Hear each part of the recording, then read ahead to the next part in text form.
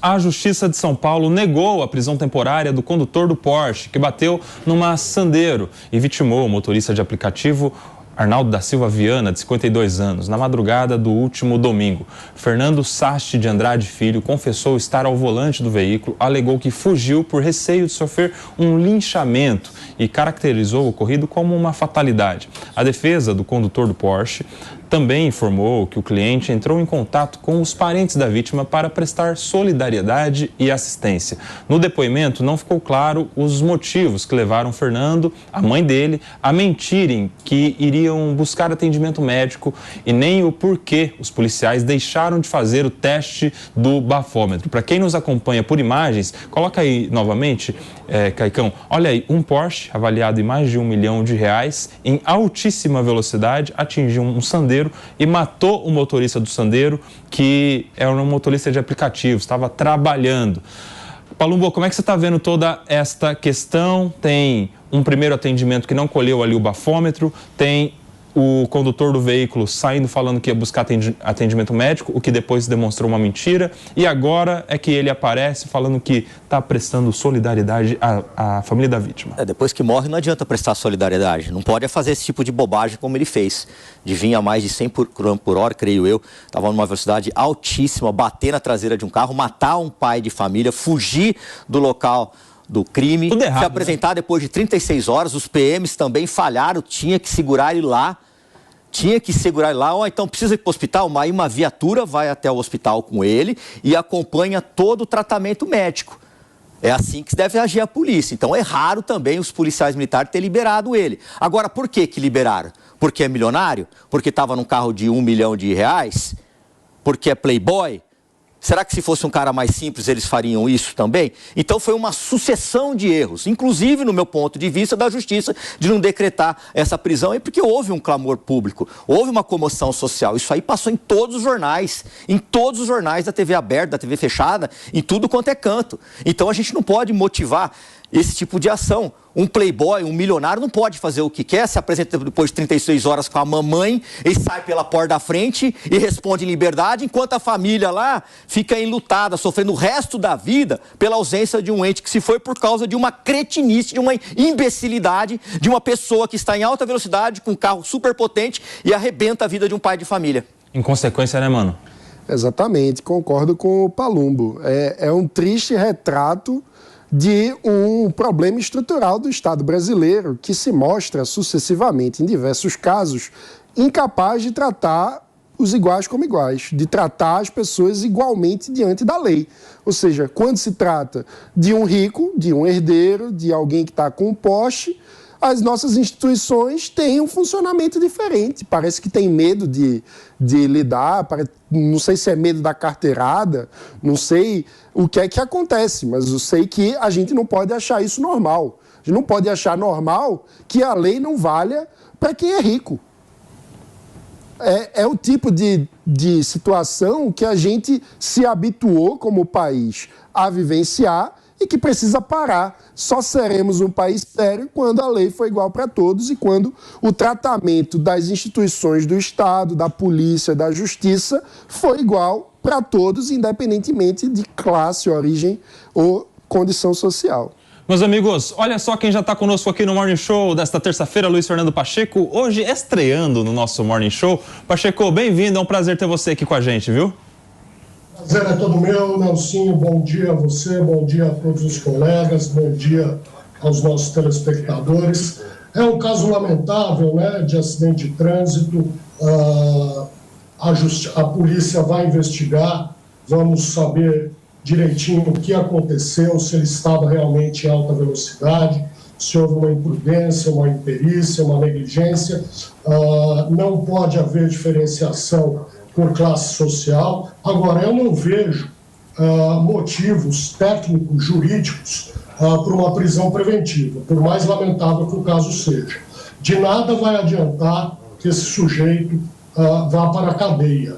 Ele tem que ter a carta cassada, ser impedido de dirigir, ter medidas coercitivas como tornozeleira eletrônica, comparecimento periódico a juízo. Esperamos que o processo corra com rapidez e a responsabilidade seja atribuída, mas eu não vejo elementos para prisão preventiva, porque ele não põe em risco, ou aparentemente, pelo menos por enquanto, pelo que já foi investigado, ele não põe em risco o andamento, o bom andamento da investigação, ele nada leva a crer que ele vá se furtar a aplicação da lei penal, que ele vá fugir, não há nada concreto em relação a isso, e a ordem pública fica preservada desde que ele não possa mais dirigir enquanto o processo decorre.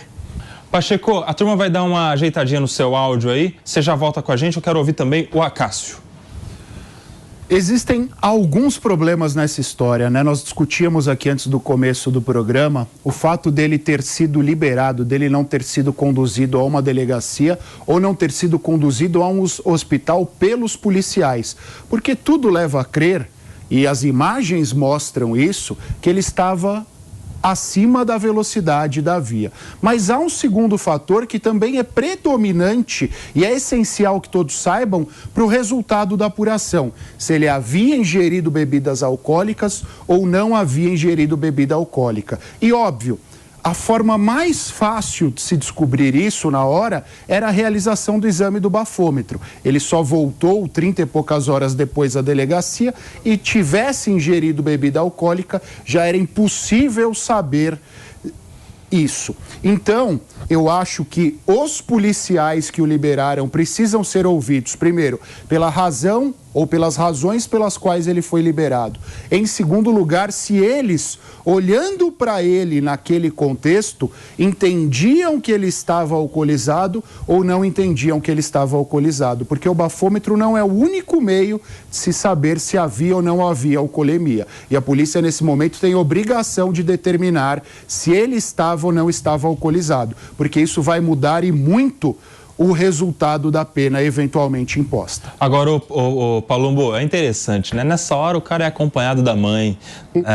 A primeira pessoa para quem ligou foi a mãe, inclusive. Isso diz muito também a respeito de como o cara, nessas horas, ele chama... Da personalidade. Da personalidade, não, Palumbo. Ele chama a mãe para socorrer ele, enfim, e a mãe é que dá uma ajeitada ali, uma ajudada na vida do filho. Como é que você vê, o Palumbo? Não, eu respeito a opinião do doutor, mas eu não concordo. Eu acho que tinha motivo sim para se mantê-lo preso. Primeiro que ele se apresentou 36 horas depois do ocorrido. Se ele foi apenas no médico, por que depois ele já não foi para o hospital? Então aí já abre uma... Olha, por que ele fez isso? Qual foi o motivo dele ter feito isso? Porque se ele vai depois de poucas horas ou liga para a polícia militar para se apresentar, ninguém ia atentar contra a sua vida. E agora vamos nos colocar no lugar das vítimas. No lugar das vítimas, dos filhos dessa pessoa, da irmã que deu um depoimento emocionante. Nada vai trazer a vida desse trabalhador de volta. Mas eu quero justiça. E aí, quando um cara sai pela porta da frente, depois de ser apresentado com a mamãe, com dinheiro, com advogado, o que é a mensagem que a gente passa para a sociedade? O crime nesse país compensa. E a lei só vale para pobre, para preto, para favelado, e para o playboy não vale absolutamente nada. Isso está errado. Ele tinha que ser mantido preso, até para servir como exemplo. A prisão é uma punição. É uma punição. Ele tinha que ficar atrás das grades, pelo menos por um período, para aprender, para refletir. Ele matou um pai de família, daqui a pouco ele está solto, daqui a pouco não, ele já está solto, daqui a pouco mais ninguém se lembra de absolutamente nada. E esses filhos vão carregar para o resto da vida a ausência dessa pessoa. Então eu sempre me coloco no lugar da vítima. Como que a vítima está se sentindo neste momento? Está destroçada, está acabada. E dificilmente eles vão conseguir se recuperar, porque é muito difícil você perder um pai numa situação como essa.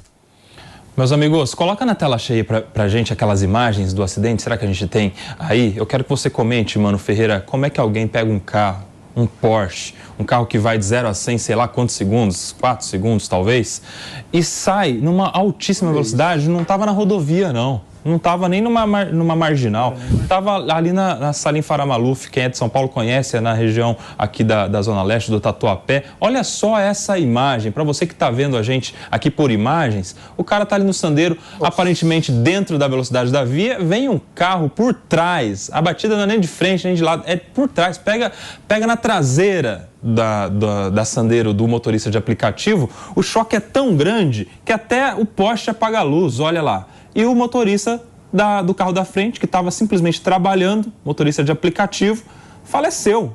E o que faz o cara que estava no Porsche, o cara que estava nesse carro que vale mais de R$1 milhão, um carro potentíssimo, chega a sei lá quantos quilômetros por hora, ele simplesmente liga para a mãe. Liga para a mãe nesse momento. Liga para a mãe e diz que vai procurar ali um hospital, enfim, fala para os policiais que ele precisa de um atendimento. Aí não tem nem bafômetro, nem nada, não é conduzido para a delegacia, ele simplesmente some e volta depois de 36 horas, Acácio. 36 horas e se apresenta e o delegado pede a prisão dele, prisão temporária, e a justiça nega a Cássio Miranda. Isso aí gera, de alguma maneira, uma insatisfação na população, um sentimento de impunidade, um sentimento de que quem tem dinheiro tem mais acesso a algumas questões que uma pessoa pobre não tem. São 10 horas e 25 minutos, a gente vai para um rápido intervalo para você que está na rádio.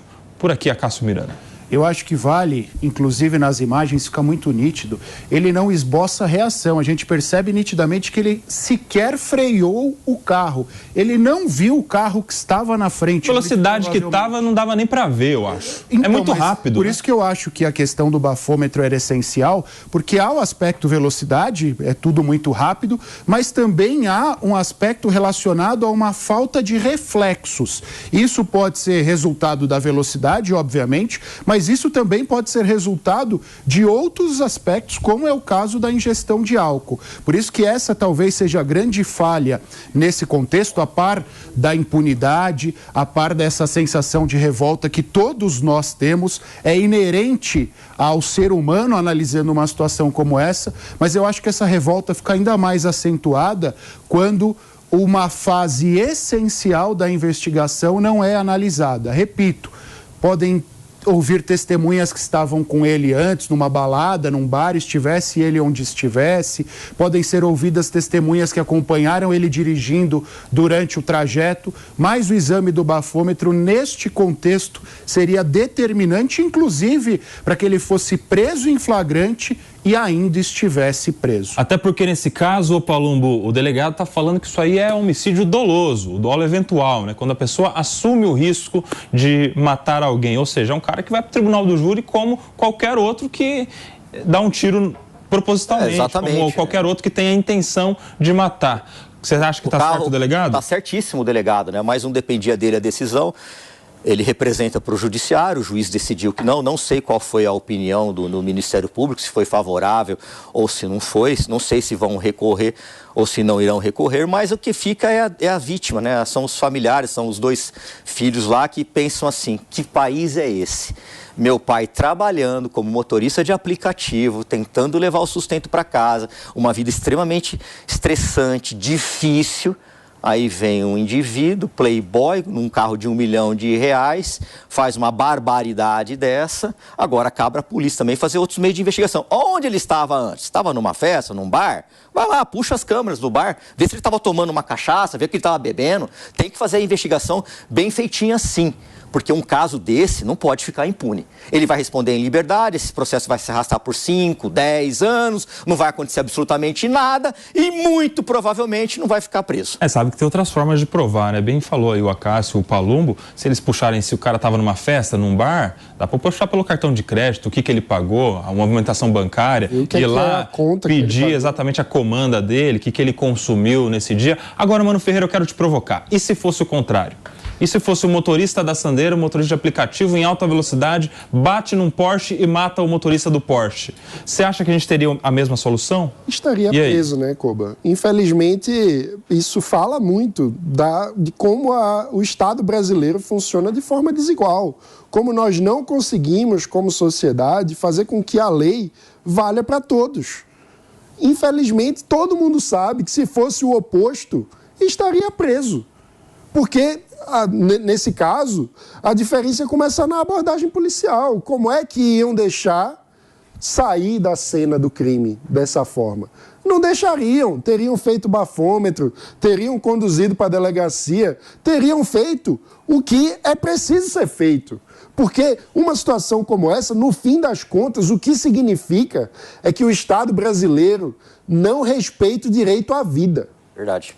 Vocês lembram do caso do Kaique Brito, motorista de aplicativo, na via, dentro da velocidade permitida, o Kaique atravessa imprudentemente na frente do carro, é atropelado, virou um caso de polícia. Abriu-se um inquérito, Acácio, naquele caso do motorista de aplicativo, que mostra que a gente tem dois pesos, duas medidas de alguma maneira também, né? Inclusive, só depois de algum tempo é que ele foi considerado não só a abertura do inquérito, ele foi ouvido algumas vezes, a versão dele foi posta à prova, foi contestada, foram feitas novas investigações, foram ouvidas todas as pessoas. Os passageiros. Exato, para que ficasse provado o que as imagens por si só já comprovavam, que ele estava no limite da via e o Kaique saiu correndo de trás de um carro de forma imprudente. Eu acho que o Mano foi muito assertivo na sua ponderação.